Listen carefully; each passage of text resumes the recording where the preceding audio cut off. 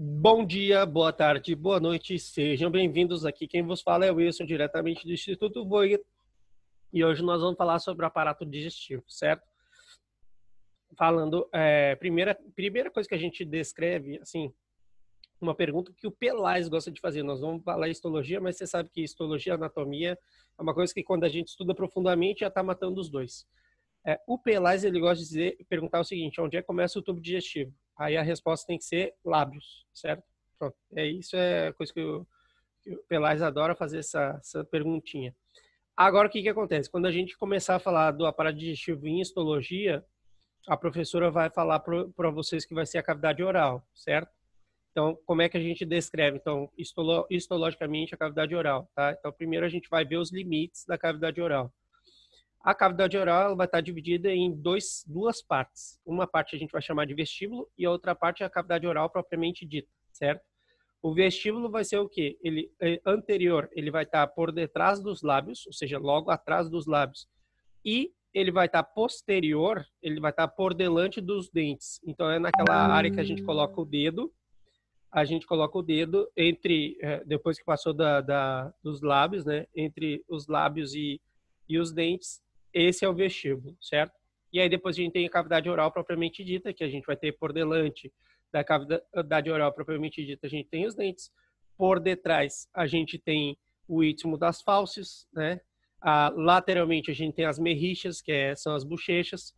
E em cima a gente tem paladar duro e embaixo a gente tem a língua, certo? Então isso aqui é como você descreve na tua prova oral, que isso aqui com certeza o professor vai perguntar para alguém. Quem gosta de fazer essa perguntinha aqui é a Mirna, certo? Então, continuando a gente descrever, então, para mencionar quais são os tipos de mucosa que a gente vai encontrar na cavidade oral. Então, na cavidade oral a gente vai ver três tipos de mucosa. A gente tem a mucosa mastigatória, a mucosa não mastigatória e a mucosa especializada, certo? Então, esses são os três tipos de mucosa. A gente tem a mucosa mastigatória, mucosa não mastigatória e a mucosa especializada. Dentro da mucosa mastigatória, a gente vai ter o quê? A gente vai ter um epitélio estraticado plano queratinizado papilífero, certo?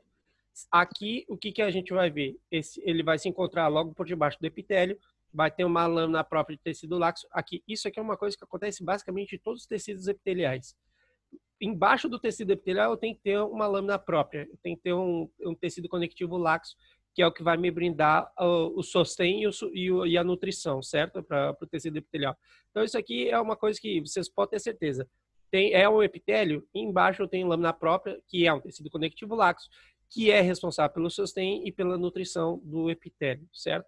Então isso aí está mais superficial, e a lâmina de tecido conectivo denso que está mais profundo, certo? Então, aqui da mucosa mastigatória, quais são as partes da mucosa mastigatória que a gente vai ter que falar? A encia e o paladar duro, tá? A encia, em espanhol, encia, em português, encia seria a nossa gengiva, certo? Então, encia é gengiva, paladar duro igual, mesma coisa. Quando a gente for falar da mucosa não mastigatória, a gente está falando de um epitélio plano não queratinizado, que vai ter três capas. Quais são as três capas? Basal, espinoso e extrato superficial, certo? Quais são os exemplos que a gente tem de mucosa não mastigatória? Aqui tem um monte. Aqui a gente tem os lábios, o paladar blando, os 2/3 anteriores da língua, o piso da boca, a mucosa alveolar e as mexilhas, certo? Da mucosa especializada, o que a gente tem da mucosa especializada? Então, aqui vai ser um epitélio estratificado papilífero. Onde é que a gente encontra isso? No dorso da língua, né? Então, nos 2/3 anteriores e no terço posterior da língua, a gente vai encontrar a mucosa especializada, certo? Que isso aqui é importante, né? Onde vai concentrar a maior parte das papilas gustativas. E aí, para falar das papilas gustativas, histologicamente, o que a gente tem que ver? Então, a gente vai ter uma papila que é caliciforme, né? Eu vou começar com essa aqui, ó, deixa eu pegar o lápis, que daí vocês conseguem ver o que eu estou apontando. Olha só. A gente tem essa partezinha aqui, ó, que é a papila caliciforme, né? Que ela está a nível da veia lingual. Normalmente são 9, tá? Aproximadamente são 9 ali, que estão formadas na veia lingual. E elas estão rodeadas por um surco circunvalador, certo? Aqui desembocam as glândulas de von Ebner, que elas são acinocerosos e tem corpúsculos gustativos que são claros, certo? Então, a gente descreveu toda a papila caliciforme. As papilas foliadas. As papilas foliadas, elas são rudimentares, quase não existem no homem e se eles estão nas laterais da língua, tá? Então, essa aqui é uma papila que é rudimentar, papilas foliadas, certo? Elas vão apresentar corpúsculos gustativos e glândulas de von Ebner, certo? Por outro lado, a gente tem o quê? A papila fungiforme. Papila fungiforme, normalmente elas são rorriças, tem grande vascularização do tecido conectivo e elas, em geral, elas são redondeadas, certo? Tem um núcleo de tecido conectivo arborizado e apresenta o corpúsculo gustativo, certo? Então, a papila fungiforme. Depois a gente vai ver o seguinte, depois a gente vai observar que a papila filiforme, ela tem o epitélio estraticado plano grosso, são as mais numerosas e elas vão carecer de corpúsculos gustativos. Apesar de que, né, no Oriente se diz que a papila filiforme ela tem a propriedade de apreciar o gosto de umami, certo? Isso aí é uma briga entre os autores, que um diz que isso não existe, outro diz que existe, então, pronto. É bom você citar quando tem essas discordâncias da literatura, digo, professor, e tem um ponto de discordância da literatura, que alguns dizem que não tem e outros dizem que tem. E quando diz que tem, é umami, tá? Porque na ponta da língua, a gente discrimina o doce e o salgado. Nas laterais, a gente discrimina... Isso é tipo vídeo para... Peraí. Deixa eu só ver aqui que tem... Pronto. Só um pouquinho. Pronto. Então, o que acontece? Aqui, o importante é o quê? O importante é ver que você fazer essa analogia. Então, o doce e o salgado estão na ponta da língua, o gosto ácido está nas laterais da língua e o gosto amargo está por detrás da veia lingual, certo? Isso aqui é importante. Não te perdoo. Vamos lá. Aqui, então, diga quantos dentes vai formar a primeira dentição do bebezinho, né? Então, olha só, a primeira dentição vai ser composta de 20 dentes, 10 superiores, 10 inferiores, tá? Então, são 20 dentinhos. Olha que gracinha, olha que coisa mais bonitinha. Quantos dentes tem a carga dentária definitiva de um adulto, né? Então, um adulto, você chegou na adultez, você tem que ter 32 dentes, tá? Então, 32 dentes, sendo que 8 deles vão ser incisivos, 4 deles vão ser caninos, 8 vão ser pré-molares e 12 vão ser molares, certo?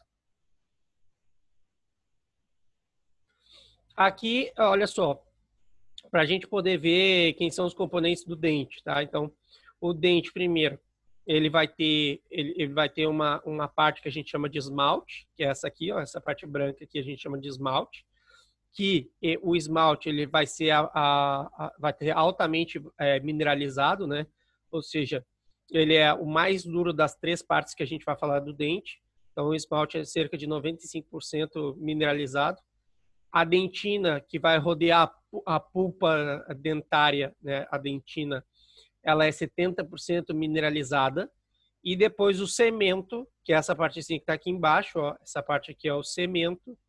Essa parte que vai cobrir as raízes anatômicas dos dentes, ela vai estar 50% mineralizada. Então, a ordem é 95, 70, 50. 95, 70, 50. 95 o esmalte, 70% a dentina, 50% o cemento, certo? Isso aqui as professoras gostam de perguntar isso aqui também, viu? Já vou avisando logo. Então, quais são as partes que vão compor o periodontócio, né, para fixar o dente? Então, o que vai ajudar a fixar o dente vai ser o quê? O cemento, a membrana periodôntica, tá? Membrana periodôntica. Aí a gente tem o osso alveolar, tá? O osso alveolar. E a encia, né? Que eu já falei para vocês que a encia vai ser a gengiva, certo? Pronto, a encia. Encia. Aí, aqui, ó, quando a gente fala membrana periodontôntica, que é por onde vai se introduzir as fibras de Sharpey, né? Isso aqui, ó, fibras de Sharpey, que vão para poder levar tanto a vascularização quanto a inervação para o interior do dente, certo? Pronto, então, essas aqui são os elementos que vão compor o periodontócio que vai ajudar a fixar o dente.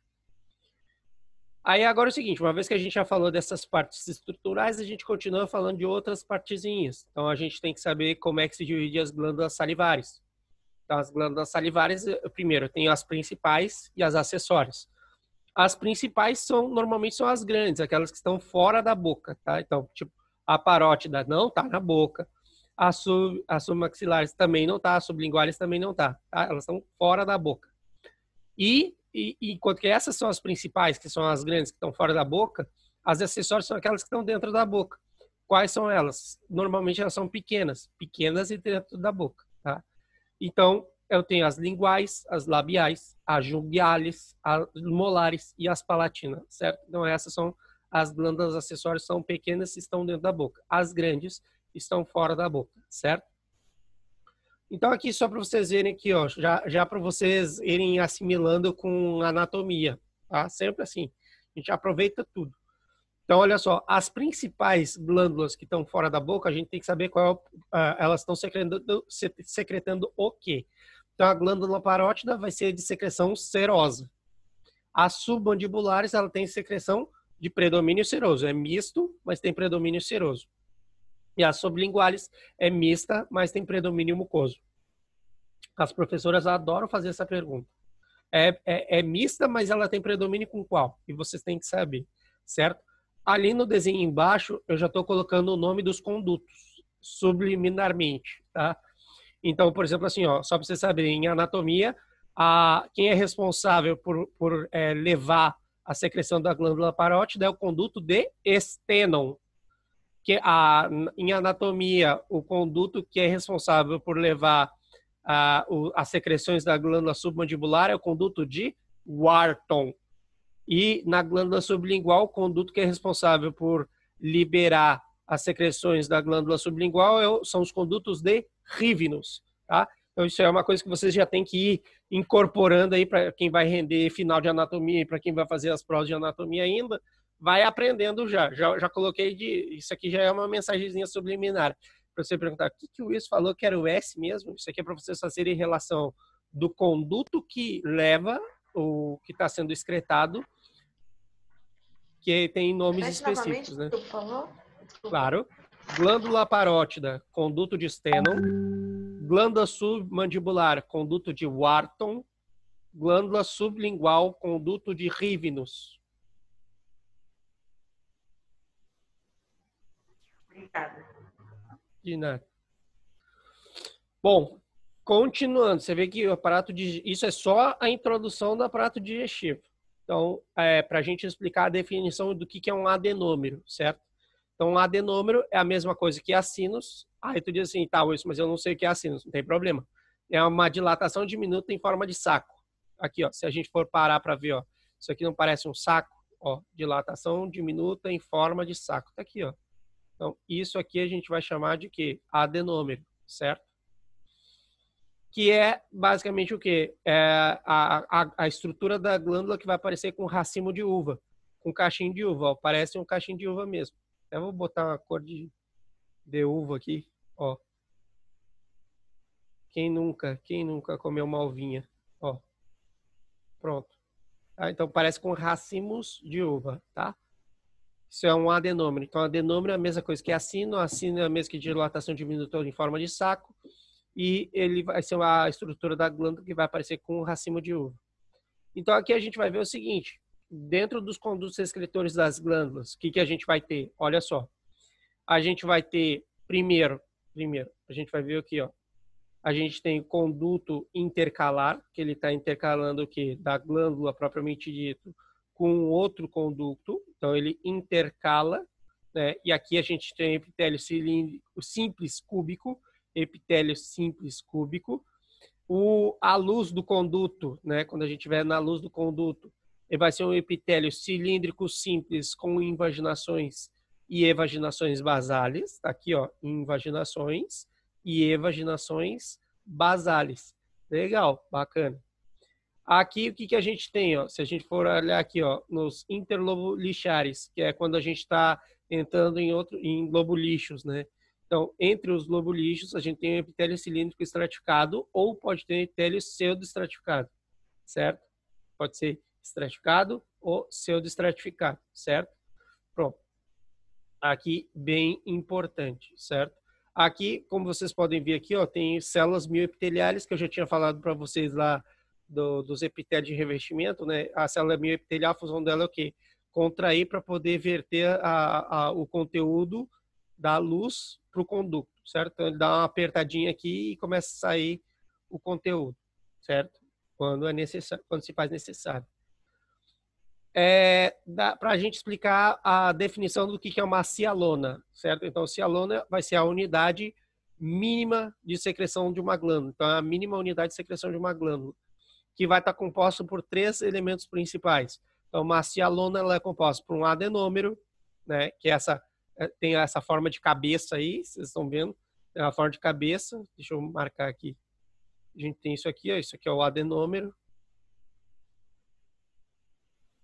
Tá? Isso aqui é o adenômero. Aí a gente tem o conduto intercalar e a gente tem o conduto estriado. Essas são as unidades e essas 3 coisas juntas vão formar o que a gente conhece como cialona, certo?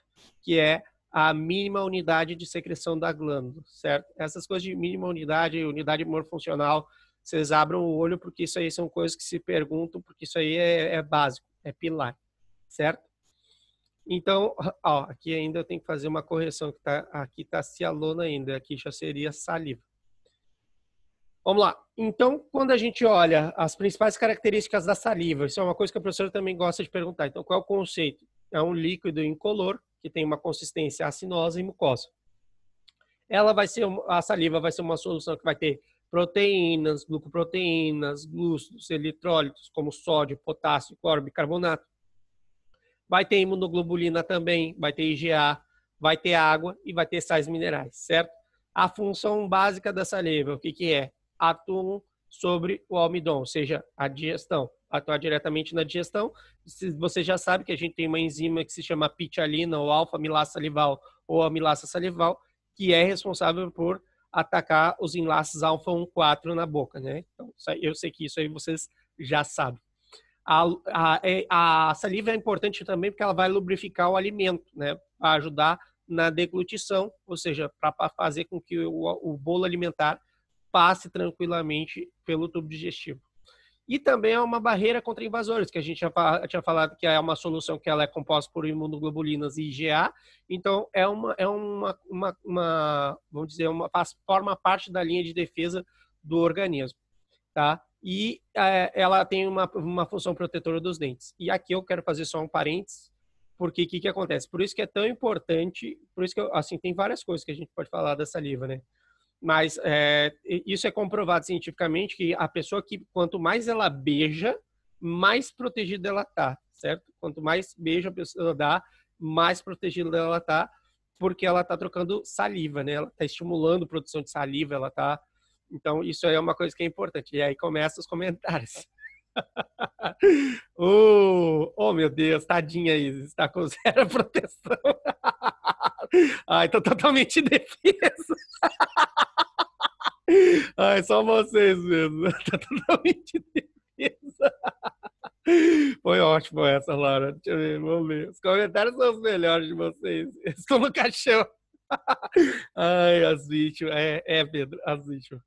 Certo? Então, pronto. Isso aqui é o que vocês têm que ter em conta. Então, por isso que sempre recomendar beijo é bom e tem que dar mesmo, tá?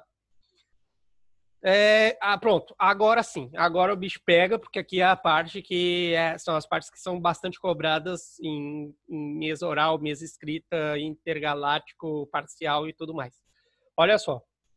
Para mencionar as capas do tubo digestivo, tá? A gente vai começar falando da luz hacia dentro. Certo? Então a gente vai falar, ó, no caso, a gente vai pegar aqui, ó. Deixa eu pegar aqui. A gente vai falar daqui, ó. Lembre sempre que o meião é a luz, tá? O conteúdo é a luz. Então a gente vai falar daqui para cá, certo? Ou seja, de dentro para fora. Tá? Da luz para fora. Então pronto. O que a gente vai fazer então? Olha só. Então a primeira coisa, a primeira capa que a gente vai ver aqui, ó, que eu estou marcando aqui, é o quê?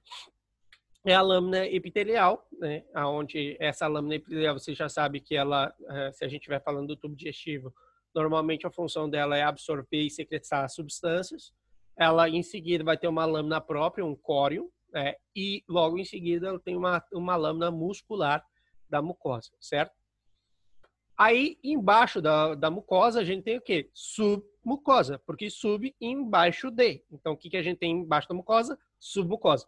O que vai ter na submucosa? Tecido conectivo, né, que vai ter o plexo de Meissner, né, que vocês vão ver agora tem uma diferença do plexo de Meissner e o plexo de Auerbach, né? Então, plexo de Meissner, a função do plexo de Meissner é o quê? É estimular a secreção de substâncias. Já o plexo de Auerbach é motilidade intestinal. Então, vocês já têm que fazer essa associação. Não sei o que vocês vão fazer, botar na cabeça de vocês, mas Meissner é secreção. Deixa eu tentar fazer alguma analogia rapidinho aqui. Pronto, enfim, vai nascer alguma coisa boa. E Auerbach significa que é muscular, tá? Então tem a ver com motilidade. Auerbach, motilidade, movimento intestinal. E Meissner, secreção de glândulas, certo? Então a gente falou da mucosa, submucosa, logo em seguida a gente tem a muscular externa, que ela vai estar composta de 2 ou 3 capas, dependendo da altura que a gente tiver do tubo intestinal, e elas são capas de músculo liso, né? Então a gente não controla essas coisas são autônomas, né? Não depende da nossa vontade. E ela vai ter o plexo de Auerbach, que eu tinha falado para vocês. A última capa, por fim, que a gente vai falar é a capa adventícia serosa. Essa capa adventícia serosa, o que a gente tem? A gente tem, se ela for assim, detalhe, só para deixar claro para vocês. No tubo digestivo, a gente só tem adventícia do diafragma para cima, certo? Do diafragma para baixo, a gente tem serosa. Pelo amor de Deus, não faça essa confusão. Isso aí é coisa do 2º grau, tá? E eu sei que aqui todo mundo é esperto. Eu falo as coisas, você já pega logo. Capa adventícia, eu tenho das estruturas que estão situadas do diafragma para cima. Diafragma para baixo, eu tenho serosa, porque daí eu já estou no peritoneu, tá? Pelo amor de meus filhinhos, não falem uma besteira dessas. E aí, se for adventícia, tecido conectivo laxo. Se for serosa, vai ser mesotélio, e aí o tecido o epitélio é simples plano e o tecido conectivo denso, certo? Pronto. Então, vamos lá, continuando. Então, olha só, primeira coisa, esse aqui são os cards que vocês têm que botar na cabeça, tem que metalizar. Eu tentei fazer com que a sala ficasse mais lúcida, mais clara possível, para vocês poderem entender isso aqui de uma forma fácil e depois ficar fazendo as comparações. Não, peraí, deixa eu ver aqui. Ah, tá, isso aqui é assim, tá. E no estômago é assim. Ah, tá, beleza. Porque vocês têm que ver os pormenores. Isso aqui, o ideal é você fazer um quadro. Ó, já estou dando a tarefa de casa de hoje.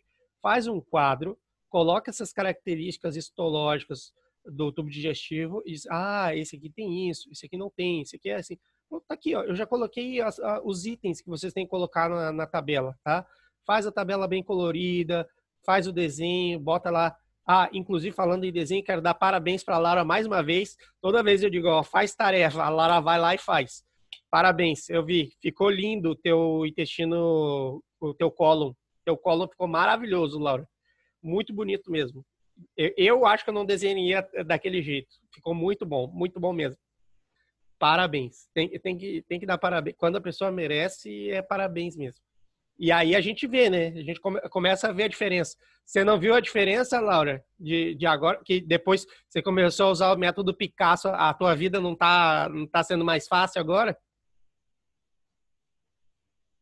Claro, lógico. Mas tem que fazer o que eu tô mandando. Eu não tô pedindo, tô mandando. Olha lá. Então, características histológicas do esôfago, certo? Então, o esôfago ele vai ter o quê? Um epitélio. Lembrar sempre que quando a gente estiver falando, né? A gente está falando da primeira parte, a gente está falando do quê? A gente tem mucosa, né? Então a gente estava lá da mucosa. A mucosa tinha aquelas 3 partes, que era epitélio, cólon e muscular da mucosa. Então a gente tem que falar dessas 3 coisas quando a gente estiver falando de mucosa. Mucosa, então, é sempre epitélio, cólon e muscular da mucosa. Aí tem alguém que diz, Wilson, mas tu não falou que era lâmina própria? Lâmina própria, colo, córeo, tecido conectivo laxo, tudo isso é a mesma coisa. Córeo, lâmina própria. A mesma merda, tá? Qual é o epitélio do esôfago? É um epitélio estraticado, plano, não queratinizado. O córeo é de tecido conectivo, com glândulas cardinais, de secreção de mucosa, e tem predomínio no terço inferior. Aqui, lembra o seguinte, que essas glândulas, elas já estão, se elas são chamadas de cardinais, elas já estão perto do cárdias. E você sabe que o cárdias é aquela junção que eu tenho do esôfago com o estômago. Por isso que elas se chamam glândulas cardiais. E aí que a anatomia se faz importante de novo. Eu tenho que lembrar, eu tenho que decorar esses nomes? Não, Wilson. Eu tenho que só saber que eu tenho umas glândulas que estão perto da união do esôfago com o estômago. Se está perto do esôfago e do estômago, qual é o nome da união, dessa união entre esôfago e estômago? É cárdias. Então, como é que é o nome da glândula? Glândulas cardiais. Olha só. Eu tenho que decorar isso? Não, eu só sei. Eu simplesmente só sei que sei. Entendeu? Então, é isso que vocês têm que pegar. Vocês têm que se apegar nessas coisas que fazem sentido. Eu não quero ninguém aqui memorizando porcaria nenhuma. Quem memoriza, depois não sabe porcaria nenhuma. Tá? E é muito mais fácil você fazer essas associações lógicas. Na muscular da mucosa, músculo liso contínuo, tá? Isso aí é o prato cheio. Normalmente, quase todo tubo digestivo vai ser assim. Só com alguma rara exceção que vai ser fenestrado, mas já falamos nele. Então, a submucosa. Então, a gente falou da mucosa, agora a gente vai falar da submucosa. Na submucosa, a gente vai ter o quê? Tecido conectivo com glândulas da submucosa, que tem predomínio do terço superior, tá? Aí, na muscular externa, a gente vai ter o quê? A gente vai ter duas capas. Então, olha só, aqui já começa o seguinte, ó. Aqui eu já quero que vocês coloquem assim, ó. Quem tiver esse resumo de histologia, já pega e coloca assim, ó. Já coloca aqui, ó, 2. Não, vamos botar de vermelho, né? Porque aqui, ó, 2. Aí tu diz assim, nossa, Wilson, por que eu vou colocar um negócio tão grosseiro assim? Porque tu tem que lembrar que são duas capas de músculo, tá? Eu tenho uma circular interna, uma longitudinal externa. E aqui, o que acontece? Depois que você colocou esse 2 aqui, a gente vai desenhar assim, ó. Vou desenhar o esôfago aqui e eu quero que vocês prestem bem atenção nisso aqui. Ó. Então, o que acontece? Eu vou pegar o esôfago agora e eu vou dividir ele em 3 terços. Olha só. Hein, Laura? 3 terços, hein? Facinho. Aqui, ó. 3 terços. Por quê? Porque eu dividi ele em 3 partes. Então, eu tenho 3 terços, certo? Então, o terço superior, olha aqui, ó, terço superior, a gente vai chamar o quê, ó? Olha só, ele é músculo estriado. Então, aqui, ó, vou botar um E, que é de estriado, tá? A setinha para cima é para dizer que é o terço superior, vai ser músculo estriado. No terço médio, eu sempre falo para vocês que médio é merda, tá na média é uma merda. Então, aqui é o quê? Eu tenho estriado e liso. Então, eu vou colocar aqui, ó, E, barrinha, vou botar barrinha aqui, barrinha, liso. Então, eu tenho músculo estriado e músculo liso. Eu até vou fazer diferente aqui, ó, porque eu quero que vocês vejam o seguinte, ó. Ó, eu tenho E e tenho L. Eu vou botar assim, que daí vai ficar mais didático. Para vocês verem que aqui, ó, agora eu vou fazer só uma anotação rapidinha aqui. E o inferior, ou seja, no terço inferior, a gente tem músculo liso. Agora, prestem atenção, essas coisas que fazem a vida da gente ficar mais fácil. Olha só, vocês percebem que eu tenho aqui, ó, em cima eu tenho estriado e metade do meio é estriado também. E a mesma coisa acontece aqui embaixo, ó. Ó, eu tenho liso e liso. Então, pelo amor de Deus, olha só, vamos fazer simples, olha só. Então, músculo longitudinal externo, terço superior, estriado. Terço médio, estriado e liso. E terço inferior, liso. Olha, isso aqui é uma coisa que a Mirna adora perguntar para vocês. Não sejam imbecis. Aprende isso aqui, desse jeito que eu estou mostrando aqui. Isso aqui é fácil demais. Mas lá na hora dá desespero, dá nervo, aí você começa a ficar nervoso. Aí pronto, já esquece tudo. Isso aqui é idiota, isso aqui é simples. Você desenhou uma vez, você aprendeu isso aqui. Não requer ciência. É só desenhar. Desenhou, pronto, vai acertar. Adventícia, o que acontece? Se a gente está falando do esôfago, o que acontece? O esôfago, ele vai passar pelo hiato esofágico, na verdade, que vai estar acompanhando ali, junto com o esôfago, o nervo vago, né? Que eu sei que você sabe. nervo vago direito, nervo vago esquerdo estão acompanhando o trajeto do esôfago. E aí, o que acontece? Eu sei que o esôfago, então, vai ter uma parte dele que vai ser, assim, a maior parte do esôfago vai ser adventícia. Mas a pergunta que a professora às vezes pode fazer, uma pergunta capciosa, dizer assim, mas o esôfago só tem parte adventícia? Aí tu vai dizer assim, professor, olha só, maior parte do esôfago vai ter adventícia. Uma pequena parte, que é aquela parte que está depois que passou do hiato esofágico, que está por debaixo do diafragma, essa parte vai ser serosa. Tá bom, professora, porque a gente sabe que o que está por debaixo do diafragma tem que ser seroso, tá? Não pode ser adventício. Tá ok? Então, pronto. Isso aqui tem que ficar claro. Uma vez que está claro isso aqui, a vida de vocês fica mais fácil. Aqui a gente vai ver as características histológicas do cárdias. Então, a gente vai ver agora várias características histológicas de pontos diferentes de um próprio órgão. Que aqui a gente vai ver o estômago em 4 partes. Então, olha só. Primeiro, como é que é a mucosa do cárdias? Então, primeiro que eu tenho que saber que é um ponto de transição do esôfago com o estômago, que a gente chama de ponto cárdias.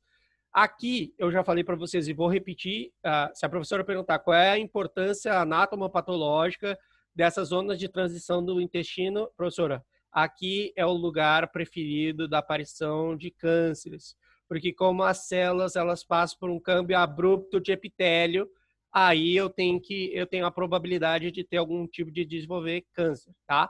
Então, isso aqui é um ponto importante, histopatológico, tá? Então, guarda isso aí. O que acontece? Então, na mucosa, a gente tem epitélio de transição e no córeo dessa mucosa, a gente tem tecido conectivo com glândulas cardiais de secreção de mucosa. A muscular da mucosa vai ser músculo liso. Na submucosa, a gente tem conectivos sem glândulas, aqui não tem glândulas. E aqui, prestem bem atenção, estômago. Estômago, estômago. Olha só. E só para ficar bonito, olha só que coisa lindinha, ó. Você tá vendo 3, né? Aí o 3, ele é revoltado. Ele é revoltado. Ó, vai ser uma história nada a ver, mas pronto. 3 é revoltado. Se você virar ele, se você não souber quantas capas o estômago tem, pronto, melhor. Se você não souber quantas capas o estômago tem, ele vai dar as costas para você, ó. Ele vai dizer, não é possível que ele não sabe o que é estômago. Porque o estômago tem 3 capas. Só isso. Tem 3 capas. O estômago tem porra de 3 capas. Sempre qual é o negócio do intestino? Tem 3 capas na muscular externa. É o estômago. Porque o estômago aí tu vira o tem 3. Certo? Essas analogias são fantásticas. Aí o que acontece? Tem 3 capas de músculo liso. Eu tenho o músculo oblíquo interno, circular média, longitudinal externa. E aí eu tenho que, na adventícia ou serosa, que aqui a gente só vai ter serosa peritoneal, né? Porque a adventícia ficou para trás. Ficou quando a gente atravessou o diafragma, não é verdade? Então, pronto. Aqui eu tenho serosa peritoneal. Então, agora a gente vai ver a característica histológica do corpo fúndico, né? Da parte, vamos dizer assim, da parte que seria a mais importante do estômago, que vai abranger uma área maior. Aqui o epitélio é cilíndrico simples mucíparo, né? Ele vai emitir invaginações, lembrem sempre, né? Ó, para quem não sabe o que é uma invaginação, olha só. Invaginação, invaginação, invaginação, invaginação, tá? Agora uma evaginação seria isso aqui. Evaginação. Invaginação. Evaginação. Deu para entender, né? Então, a invaginação é algo que está para dentro, tá? Invaginado. Por isso que quando a gente fala... E se essas são invaginações que estão no estômago, olha só. Aí essa parte é engraçada. Se são invaginações que estão no estômago, pensa o seguinte, sabe como é que se chama caverna? Olha só. Porque isso aqui está para dentro, não é verdade? Vocês já não ouviram falar cripta? Pronto. Cripta é como se fosse a caverna. Então, olha só, isso aqui vai ser, se é uma caverna que está dentro do estômago, qual é a opção que a gente tem de chamar isso aqui? Vai ser o quê? Cripta gástrica. Pronto, é isso, bem simples, certo? Não, você não. Certo? Então, invaginações são chamadas de cripta gástrica, o epitélio do estômago é cilíndrico simples mucíparo, né? O córeo da porção corpo fúndica vai ter glândulas de secreção que são mistas e tem células também. A muscular da mucosa vai ter músculo liso contínuo, e aqui vai emitir evaginações, que vão formar o músculo de Renault. Tem gente que fala Renaud, eu prefiro falar Renault, certo? Bom, aqui vocês vão ouvir cada besteira, vocês vão ouvir I can't, pronto, e por aí vai. Bom, já deu para entender, né, a referência. Na submucosa, então, a gente tem um conectivo que não tem glândulas, que continua não tendo glândulas, e já falei, estômago E3, E3, E3, E3, 3E. Pronto. Já sabe que no estômago tem 3 capas de músculo liso. Quais são? Oblíquo interno, circular média, longitudinal externo. O que vai estar revestindo? Serosa peritoneal, certo? Então, isso aqui, você já sabe que é serosa peritoneal, certo? Pronto. Beijo, meu amor. Se cuida. Dentro das características histológicas do antro pilórico, né? Então, o antro pilórico, a gente vai ter o quê? Na mucosa, a gente tem epitélio, né? Continua sendo epitélio cilíndrico simples mucíparo, só que agora ele vai apresentar criptas gástricas mais profundas, né? Então, ela vai mais longe. O córeo vai ter conectivo com glândulas pilóricas de secreção e a muscular da mucosa vai ser de músculo liso contínuo. Na submucosa continua, é um conectivo que não tem glândulas, e aqui a gente continua tendo as 3 capas de músculo liso, tem oblíquo interno, circular média, longitudinal externo. E aqui a gente vai ter um engrossamento da capa média, que é chamada também de píloro anatômico, certo? Então a capa média ela vai estar mais engrossada. E também vai estar sendo recoberta por serosa peritoneal. Então, o píloro histológico, né, ainda estamos em estômago, então aqui já vai ser a zona de transição, onde eu vou passar do estômago para o duodeno, ou eu posso falar do estômago para o intestino delgado. E aí, o que acontece? Já falei, né? Zona transicional, risco de câncer, por causa que tem um câmbio abrupto de epitélio, bom, essas coisas você já sabe. O córeo. Então, o córeo, ele vai estar o quê? Vai ter conectivo com glândulas pilóricas na mucosa, que vão atravessar a muscular da mucosa e que vão chegar na submucosa. A muscular, né, da mucosa vai ser um músculo liso, importante. E, parabéns, Elisa, sensacional, acabou de me entregar o trabalho de sexta. E vai ser músculo liso contínuo, tá? E aqui o músculo liso ele vai ser fragmentado para poder passar. Já, deixa eu só responder, Elisa, aqui. Já chegou, Elisa. Parabéns. Parabéns. Chegou. Corrijo hoje. Corrijo hoje.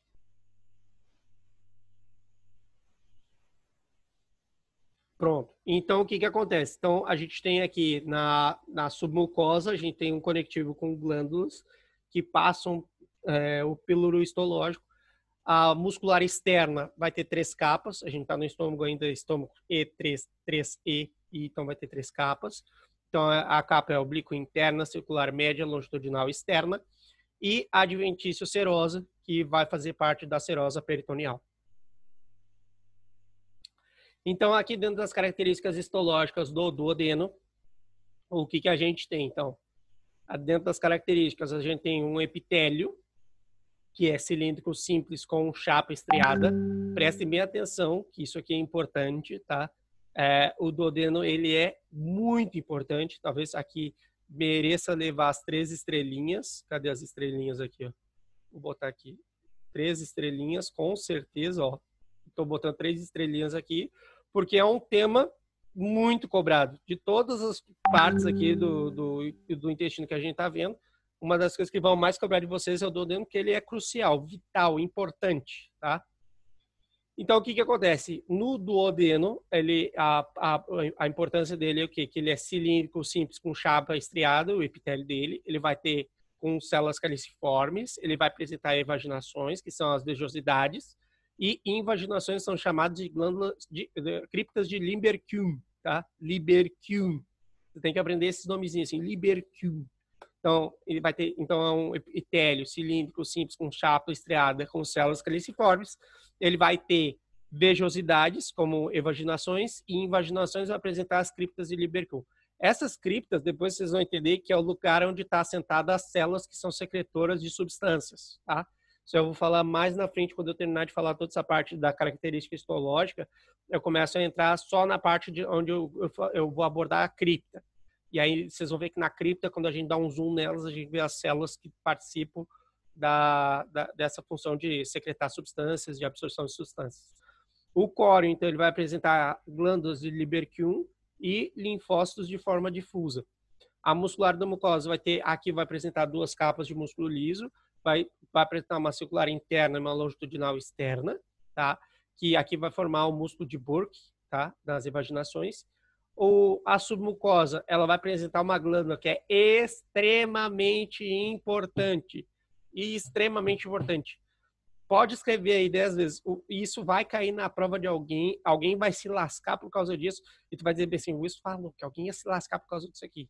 Olha só, na glândula submucosa do duodeno, eu tenho uma glândula que se chama glândula de Brunner. Qual é a importância da glândula de Brunner? Porque ela vai ajudar a neutralizar o suco gástrico. Porque, presta atenção, vamos parar para pensar fisiologicamente. O que acontece? A pessoa está lá, come um alimento, e aí no que ela comeu o alimento, qual é o pH do estômago? Não é ácido? E qual é o pH do duodeno? É básico. E aí? Como é que tem essa transição de uma coisa que está ácida para ir para uma coisa? Então, eu tenho que ter uma glândula que ela neutralize o pH do suco gástrico, certo? Então, essa glândula é a glândula de Brunner, que ela vai secretar uma proteína que justamente o papel dela é neutralizar o suco gástrico do estômago, certo?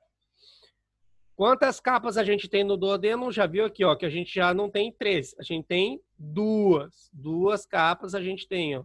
2 capas. Voltamos a ter 2 capas, certo? Circular interna, longitudinal externa.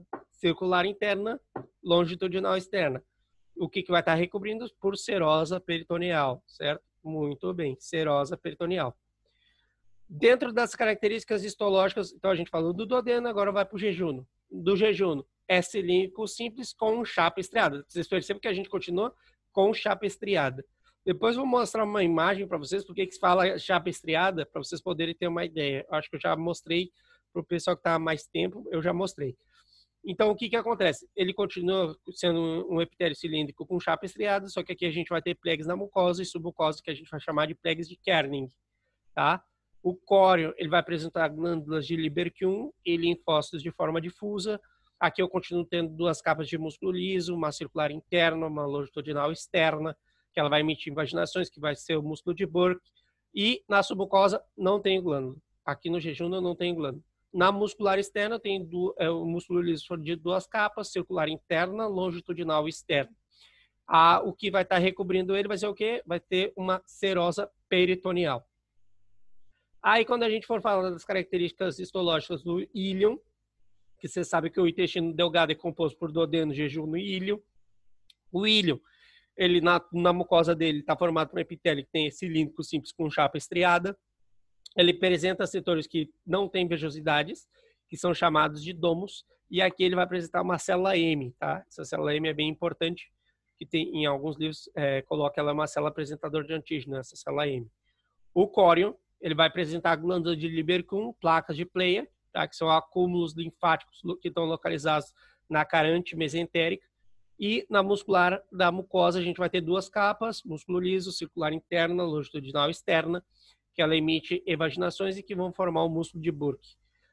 Na submucosa não tem glândula e na muscular externa a gente tem um músculo liso com 2 capas, circular interna, longitudinal externa, tá? E ao redor a gente tem recobrir, fazendo a partir de recobrir a serosa peritoneal. O cólon, características histológicas do cólon. Então o cólon já passa para um epitélio que é cilíndrico simples, né? Então aqui ele tem criptas, mas não tem vejosidades, porque o cólon ele praticamente ele não vai estar preocupado em absorver. O maior papel do cólon agora não é absorver, tá? Já foi. Ele ainda continua absorvendo um pouco de... Ele, na verdade, ali, se a gente for fazer uma separação de colo ascendente e colo descendente, o colo ascendente ele ainda absorve íons e água. O colo descendente já não absorve droga nenhuma. O negócio dele é só trânsito, só passar. Só para o bolo fecal largar fora, certo? Então, aqui a gente tem o quê? Aqui a gente tem criptas, não tem vejosidades, não tem células de Panet e tem muitas células caliciformes. Isso é outra característica importante e a Soledad é que gosta de fazer essa pergunta. Se a professora Soledad perguntar o seguinte, onde é que tem mais glândula caliciforme? No esôfago ou no colo? Você vai falar sempre no segmento mais distante do tubo digestivo. Porque quanto mais próximo do reto, maior é a quantidade de glândulas caliciformes, de células caliciformes, tá? Que é para aumentar o moco, para aumentar o desplaçamento e para ajudar na lubrificação, certo? Tu Então, repete, por favor? claro, Desculpa, onde tem qu- mais glândulas caliciformes? quanto mais distante do tubo digestivo, ou seja, quando eu falo mais distante, é o ponto mais longínquo. Então, tipo assim, entre estômago e cólon, quem é que está mais longe? Cólon. Cólon está mais longe.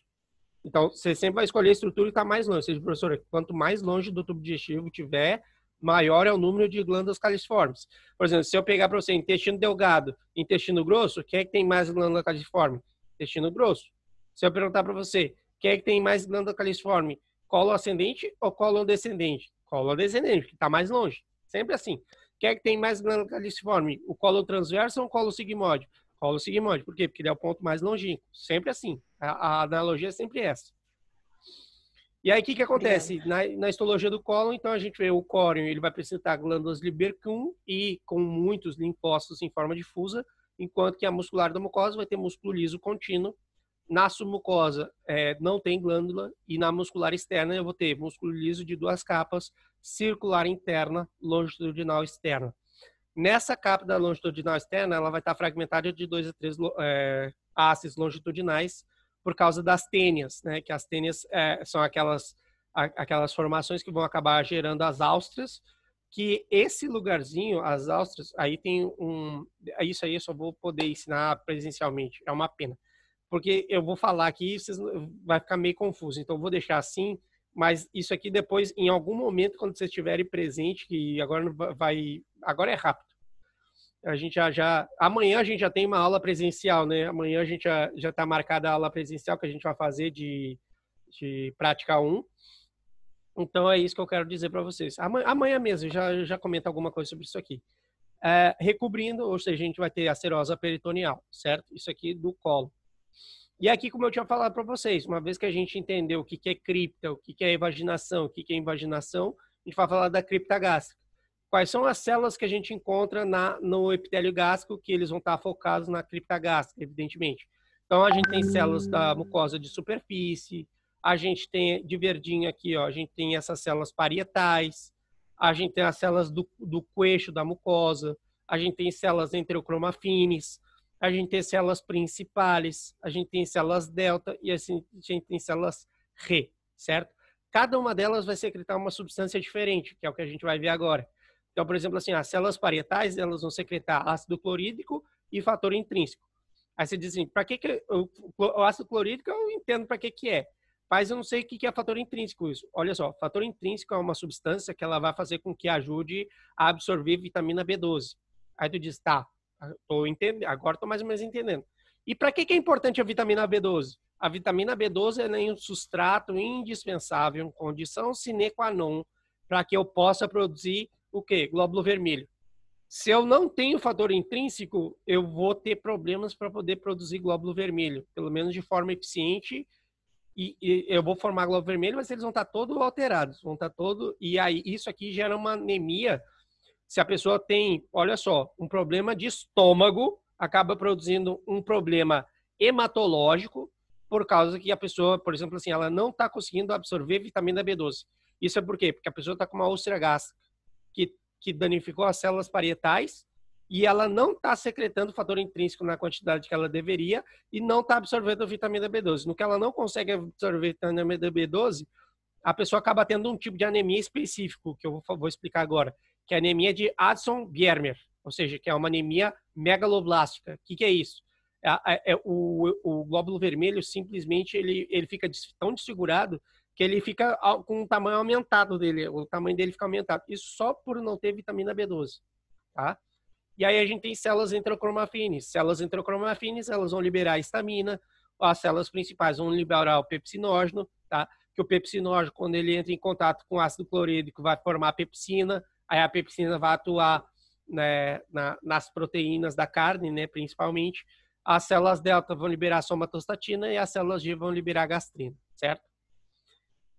Quais são as células que a gente vai encontrar no intestino delgado? Então, olha só, no intestino delgado a gente vai ter o quê? O enterocito, que é a célula principal responsável pela absorção, as células caliciformes, que são responsáveis por gerar o muco, as células APUT, né, muito importante, sistema APUT, eu vou falar já já dele, e que tem outro nomezinho que eu adoro falar o tempo todo.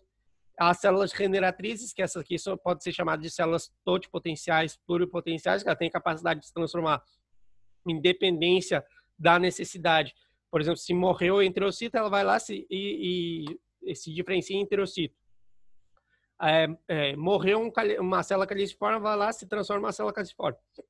Então, as células regeneratrizes podem ser chamadas de células regeneratrizes, células totipotenciais, pluripotenciais, células madre, certo?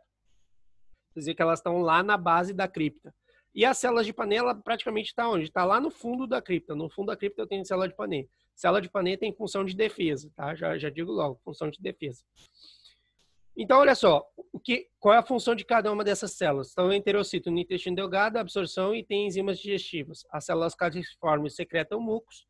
As células APUT, elas vão secretar secretina e, veja bem o nome que eu vou falar, colecistoquinina, certo? Esse CCK significa colecistoquinina. Mas, Wilson, pelo amor de Deus, não fala nome difícil. Esse nome é muito bonito de falar. Pense o seguinte, o nome é maravilhoso, maravilhoso. Colecistoquinina. O que significa, para eu dar um exemplo bem claro, para que serve a colecistoquinina? Colecistoquinina é o seguinte, ela vai ser secretada pelo estômago, pelo intestino delgado, pela célula do intestino delgado. E o que vai acontecer? Ela vai atuar sempre que a luz do intestino tiver lípido. Tem lípido, ela vai liberar a colecistoquinina. Essa hormona, que é a colecistoquinina, ela vai fazer o quê? Ela vai atuar, um dos lugares que ela vai atuar é lá na vesícula biliar. Ela atua na vesícula biliar e vai fazer com que a vesícula biliar, o músculo da vesícula biliar, que é liso, se contraia, expulsando bilis.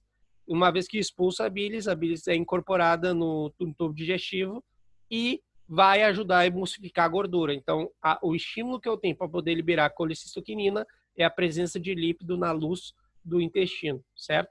As células generatrizes, que eu tinha explicado para vocês, que são aquelas que se renovam e podem se transformar em qualquer uma das outras células que a gente viu, que elas têm essa capacidade, elas são totipotenciais, pluripotenciais, células madres. E as células de Pannet que vão atuar como macrófago. Então, se a professora perguntar para vocês, você sabe dizer o nome do macrófago do intestino delgado? Aí você vai falar, célula de Pannet. Acertou. Nas células do epitélio do intestino grosso, né? Então, quais são as células? Olha só, você vê que a gente tem pequenas alterações. Aqui a gente já não vai falar de célula de Pannet, não tem célula de Pannet. A gente continua tendo enterocito. Você vê que a quantidade de célula caliciforme aumentou bastante, ó. Vamos marcar as células caliciforme aqui, ó. Caliciforme, caliciforme, caliciforme, caliciforme, caliciforme, caliciforme, caliciforme. Tem um monte de célula caliciforme aqui, ó. Você vê que antes eu tinha bem menos, agora aumentou bastante a quantidade de célula caliciforme, certo? Então, isso é importante. Aumentei a quantidade de célula caliciforme, porque quanto mais distante eu tiver do tubo digestivo, maior a quantidade de células caliciformes, tá? E aqui eu continuo tendo as células APUT, ou seja, enquanto tiver lípido na luz intestinal, estou secretando colecistoquinina, certo? Pronto, importante. E aqui é o que eu tinha falado para vocês, só que agora no esqueminha para vocês verem como é que funciona. Então, olha só, sempre o passo a gente começa daqui, ó, gente. A gente começa daqui, ó. Então, eu tenho presença de lípidos na luz do intestino, vai fazer com que as células APUT do intestino delgado ou do intestino grosso liberem colecistoquinina. A colecistoquinina, ela atua em duas frentes. Uma estimulando o músculo liso da vesícula biliar a contrair e liberar a bilis, e por outro lado, ela estimula o pâncreas, né, a produzir mais enzimas pancreáticas, a produzir mais lipasa pancreática, mais essas enzimas que vão dar conta dos lípidos, tá? Então, por isso que eu tenho a combinação. Então, a colecistoquinina, ela vai atuar tanto no pâncreas quanto na vesícula biliar e vão acabar ajudando a liberar a bilis, e uma vez que a bilis é liberada, ela ingressa no tubo digestivo e ajuda a emulsificar os lípidos e assim até os lípidos serem totalmente diminuir pelo menos a concentração de lípido na luz do intestino, certo? E aqui o que acontece? Aqui você vê que o aparato digestivo, isso aqui a gente vai chamar de intestino primitivo, tá? Ó, intestino primitivo é tudo isso aqui, ó, que vou passar, isso aqui, tudo isso é tubo digestivo, certo? Então, o que eu preciso saber sobre o tubo digestivo? Bem simples, olha só. Eu já sei o seguinte, ó, essa partezinha aqui que eu vou pintar aqui, ó, isso aqui é a boca primitiva, certo? Isso ali é a boca primitiva. Se aquela ali é a boca primitiva, eu já sei que isso aqui é o ânus primitivo. Só que eu sei que a boca primitiva, eu chamo ela de membrana bucofaríngea, porque ela não é boca ainda, é uma membrana bucofaríngea. E o ânus primitivo, não posso chamar de ânus primitivo ainda, porque aí ele tem o nome de membrana cloacal, certo? Então, pronto. Mas aí eu já sei que no que vai se transformar, fica mais fácil, consigo entender. Olha só, e aqui o que acontece? Aqui se a gente for parar para olhar outro ponto de vista, ó, todo mundo sabe quem é que está sendo formado aqui. Ó. Isso aqui é o quê? É o fígado, né? Então a gente já sabe que aqui é o fígado, certeza. O que a gente vai marcar aqui, ó, é o quê? Ó? Segunda porção do duodeno. Isso aqui a gente marca. Segunda porção do duodeno, certo? A gente vai marcar a segunda porção do duodeno. E depois a gente faz outra marcaçãozinha nos 2/3 distais do cólon transverso, certo? A gente vai marcar a segunda porção do duodeno e os 2/3 distais do cólon transverso. Tranquilo? Pronto. Maravilha. Então, os 2/3 distais do cólon transverso e a segunda porção do duodeno são as coisas que a gente vai marcar, certo? Então, olha só. Tudo isso aqui que a gente falou é intestino primitivo. Só que eu preciso separar o que é intestino anterior, médio e posterior. O que eu vou fazer? Olha só. O anterior, eu vou pegar aqui e vou saber. Eu sei que ele vai da membrana bucofaríngea até a segunda porção do duodeno, certo?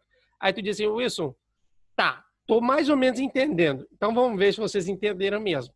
Se eu perguntar para vocês agora, olha só que bacana, se eu perguntar para vocês agora, o esôfago, vai lá, vou perguntar, Flávia, vou te torturar um pouco. Flávia, se eu te perguntar, o esôfago nasce de qual intestino? O que você vai me dizer? Qual é a tua resposta lógica?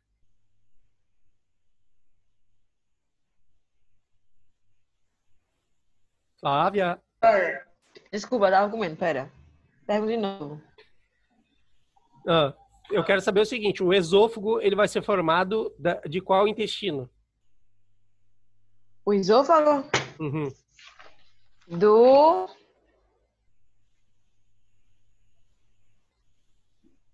delgado. Tá. Ó, você tem a opção anterior, tá. médio e posterior. Tá, desculpa, do médio. Não, do anterior. Do anterior tá escrito ali, desculpa. Porque ele vai da membrana bucofaríngea até a segunda porção do duodeno. Ele vai entendi. Certo? Pronto, deixa eu tirar aqui. Desculpa, na próxima acerta. Vai. Desculpa. Não desculpa. Aí, o que acontece? Vamos lá, vamos fazer outra coisa aqui. Ó. Olha só, se eu perguntar, vou perguntar para Marcela. Marcela, se eu te perguntar, primeira porção do duodeno, se você tivesse que falar para mim, nasce de qual intestino? Intestino anterior, médio ou posterior? Do anterior, não. Qual? Eu não lembro. Fala, mulher! Eu não lembro. Você pode ficar tranquila. Isso aqui é a primeira vez que a gente está vendo. Você não tem obrigação de saber nem nada. Eu só estou querendo que vocês raciocinem. A primeira porção do duodeno, você acha que está onde? Está no anterior ou está no médio? No anterior? Claro que está no anterior, ó. Porque ó, aqui, ó, se ele está dizendo que o limite é a segunda porção está aqui. A primeira porção está aqui. A terceira porção está aqui. A quarta porção está aqui. Dá para entender isso? Então, sim, todo mundo que tiver da segunda porção do duodeno para cima, eu sei que é intestino anterior.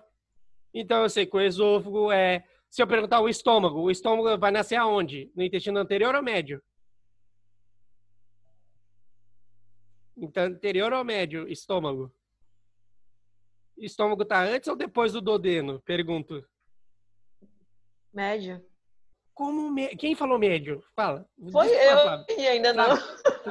Amanhã eu vou te jogar um papelzinho na tua cabeça só por causa dessa resposta. Como é que você vai falar médio? O estômago vem antes.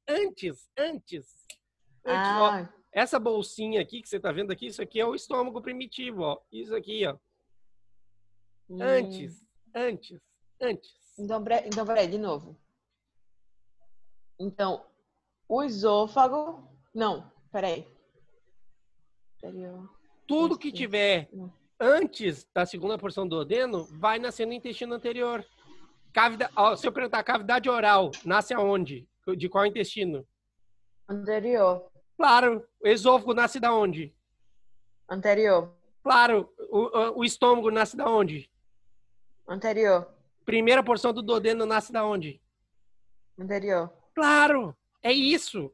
É isso. Entendi. É vocês tirarem essas amarras, porque vocês estão tudo amarrados, assim, para... Vocês ficam, histologia é uma merda, histologia é uma merda. Não sei o que. É lógico. Eu olho pro desenho, eu já sei a resposta. É isso que eu quero que vocês entendam, aprendam a interpretar o desenho, tá? Não é... Tipo assim, você diz, nossa, quanto tempo tu ficou para aprender isso aqui? Meu amigo, eu sentei aqui, olhei e disse assim, tá, isso aqui é estúpido, ridículo. Vocês têm que botar na cabeça, isso aqui é ridículo, não tem como. Aí, olha só, partindo desse princípio, vamos ver se você entendeu. Vamos ver se você entendeu. Vai lá, eu vou continuar contigo, Fábio.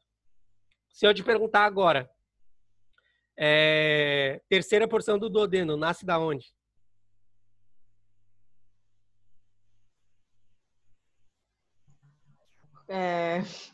Anterior. Como anterior, filha. Aqui, ó, primeira porção, segunda porção, terceira, médio. Terceira é médio, cacete. Eu não entendi não, então, meu. Caralho! O que tá depois? Depois. Ó, segunda porção, da segunda porção pra cima, é o quê? Cavidade oral, esôfago, estômago, primeira porção do duodeno. Pau!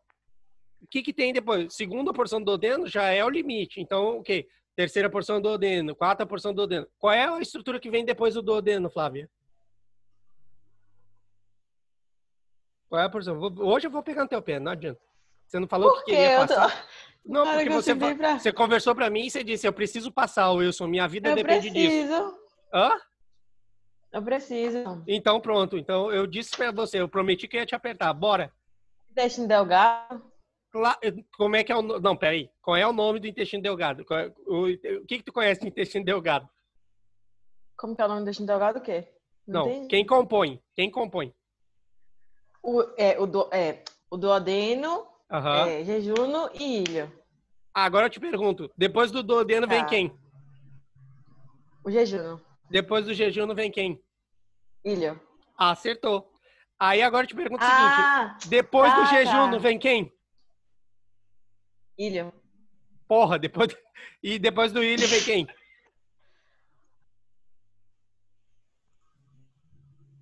O intestino grosso?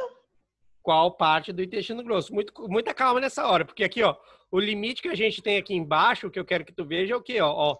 Qual é o limite do intestino que a gente pode chegar aqui, ó, do intestino? Superior? Não, superior nada. Superior porra nenhuma. Vamos lá. Porra! Depois do ilho, a gente tem válvula iliocecal, cego. Ah, isso eu não sabia, não. Apêndice. Pois é, por isso que eu tô falando. Válvula iliocecal, cego, apêndice. Aí, pra cima, o que eu tenho do cego? Do cego eu quero continuar. A bosta vai continuar andando. O bolo fecal vai continuar andando. Vai pra onde? Vai. A tua bosta vai pra onde, Flávia? Depois sai do cego, vai pra onde? Deixa eu escrever pelo menos isso aí. Repete. Válvula, calma, de pouco. Válvula, nem que copiei ainda. Válvula. Não tem problema. Olha aqui, ó. Olha só. Apêndice. É a sequência. É o quê? Olha só. Eu tô chegando aqui, ó. Eu tô citando todas as partes que são originadas do intestino médio. Tá? Tudo que eu vou falar agora é originado do intestino médio. Então, vou repetir um por um. Terceira porção do duodeno. Quarta porção do duodeno. Jejuno. Ílion. Aí, depois terminou o ílion, vai o quê? Válvula iliocecal.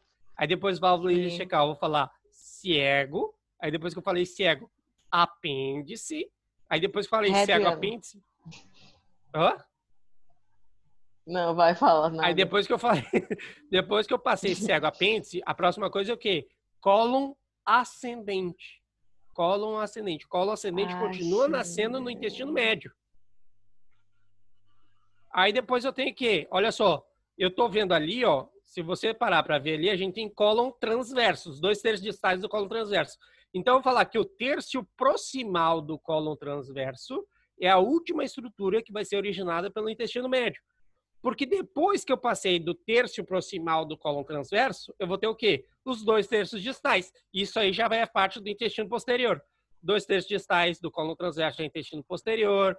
O cólon descendente é intestino posterior. Aí o cólon sigmoide, intestino posterior. O reto já é intestino posterior. Tá entendendo? É isso que vocês têm que saber.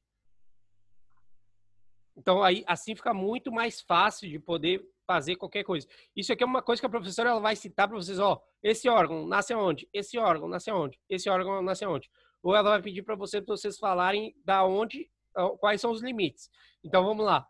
Da membrana bucofaríngea até a segunda porção do duodeno, tudo que nascer nesse intervalo vai nascer no intestino anterior. Tudo que nascer entre a segunda porção do duodeno até os 2/3 distais do cólon transverso, intestino médio. Tudo que nascer entre os 2/3 distais do cólon transverso até a membrana cloacal, tudo isso aí é intestino posterior, certo? Então, embriologicamente, eu estou dividindo ele em intestino anterior, médio e posterior, o intestino primitivo, certo? E isso aqui é importante, isso aqui é pergunta de prova, isso aqui é isso aqui vocês têm que saber, ó, mais uma vez aqui, ó a estrelinha aqui, ó, 3 estrelas. Quando eu coloco 3 estrelas, significa o quê? Vai cair, vai perguntar, com certeza. Com certeza. Você tem que abrir os olhos, porque isso aí vai cair sim ou sim. Isso aí vai cair, vai cair. Que nem aquela música do Raio Seixas lá. Vai cair, taranana, vai cair, taranana. Pronto, tem que se ligar nisso, tá bom? Alguém ficou com alguma dúvida sobre isso aqui? Ninguém ficou com dúvida sobre isso aqui? Nada? Pronto, vou passar então. Samira, você entendeu isso aqui?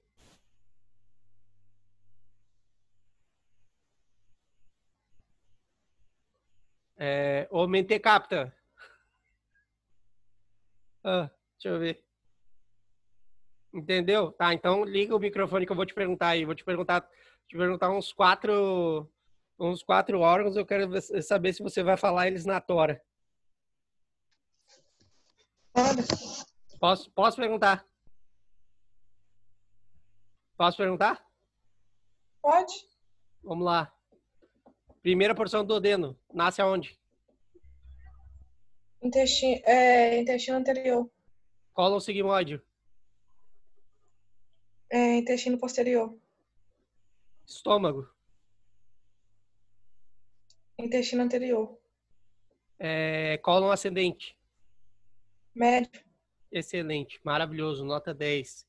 Sensacional. Supimpa. Extraordinário. Vou ficar algumas Obrigada. horas sem te chamar de Mentecapta. Agradeço. Tá bom. É assim. Isso é o que vocês precisam para poder responder essas perguntas, tá? Então, aqui vocês vão ver aqui, ó, quem é que comunica o saco vitelino com o intestino médio? A gente tem o conduto onfalomesentérico, certo? Então, saco vitelino, olha aqui, ó. Vamos marcar aqui, ó. A gente tem intestino médio, né? E aqui a gente tem, ó, conduto onfalomesentérico. Quem está comunicando isso aqui é o saco vitelino, vai ser o conduto onfalomesentérico. Ou seja, essa partezinha aqui, ó. Isso aqui é o conduto onfalomesentérico, isso aqui é o saco vitelino e esse aqui é o intestino médio. Certo? Então, quem comunica o intestino médio com o saco vitelino vai ser o conduto onfalomesentérico, que é essa partezinha aqui. Certo? Pronto. Maravilhoso. Sensacional. Bom, e aqui como é que se divide o intestino anterior? Então, você já sabe que o intestino anterior vai da membrana bucofaríngea até a segunda porção do duodeno, certo? Os limites do intestino médio, ou seja, vai da segunda porção do duodeno até os 2/3 distais do cólon transverso. E os limites do intestino primitivo posterior vai dos 2/3 distais do cólon transverso até a membrana cloacal, certo? Pronto. Então, aqui, mais uma vez, só para deixar claro, né? Então, o intestino anterior vai originar o esôfago, o estômago, o duodeno, pâncreas, tá? Então, aqui lembrando que o anterior está originando a primeira porção do duodeno, tá? Primeira porção do duodeno. Não, e aqui já é aparato urinário.